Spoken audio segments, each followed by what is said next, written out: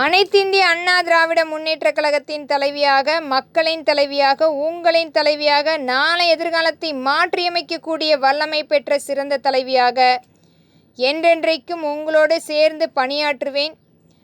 மக்களுடைய சேவையை மகேசன் சேவையாக இன்று வரை செய்து கொண்டிருக்கும் அனைத்திந்திய அண்ணா திராவிட முன்னேற்றக் கழகம் என்றைக்குமே மக்களுக்காக உழைத்து கொண்டிருக்கும்.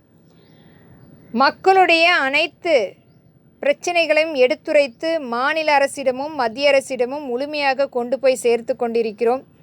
இன்றைக்கும் அரசு மருத்துவமனையில் வேலை பார்க்கும் மருத்துவர்களுக்கு முறையான அவர்களுக்குரிய திட்டத்தை வழியமைத்து கொடுக்காமலும், பாதுகாப்பு இல்லாமலும், அங்கு வேலை செய்யும் செவிலியர்களுக்கு அரசு பணியில் நியமிக்காமல் ஏஜென்ட்டுகள் மூலம் வேலை அமர்த்தி குறைந்த சம்பளத்தில் வேலை வாங்கி கொண்டிருப்பதும், அங்கு வேலை பார்க்கும் ஊழியர்களுக்கும் அதே நிலைமைதான்.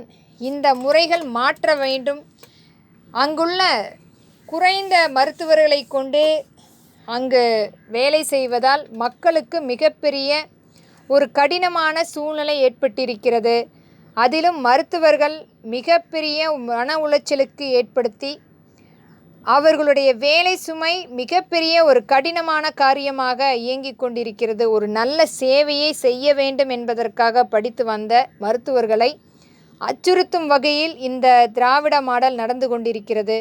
இனி வரும் காலங்களாவது ஒரு நல்ல திறன்பட அவர்கள் வேலை செய்ய வேண்டும்.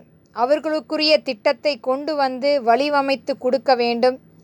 அவர்களுக்கு ஏற்ப திட்டங்கள், சலுகைகள் கொண்டு வந்து செயலாற்ற வேண்டும். ஆனால் இன்றைக்கு முழுமையாக அந்த மக்களையும் ஏமாற்றி, அங்கு வேலை செய்யும் மருத்துவர்களையும் ஏமாற்றி, செவிலியர்களையும் ஏமாற்றி, ஊழியர்களையும் ஏமாற்றி பிழைத்து கொண்டிருக்கும் இந்த சமத்துவ திராவிட மாடல் என்றைக்காவது திருந்துமா என்பதை அனைத்திந்திய அண்ணா திராவிட முன்னேற்றக் கழகத்தின் சார்பாக பதிவிடுகிறேன். நன்றி.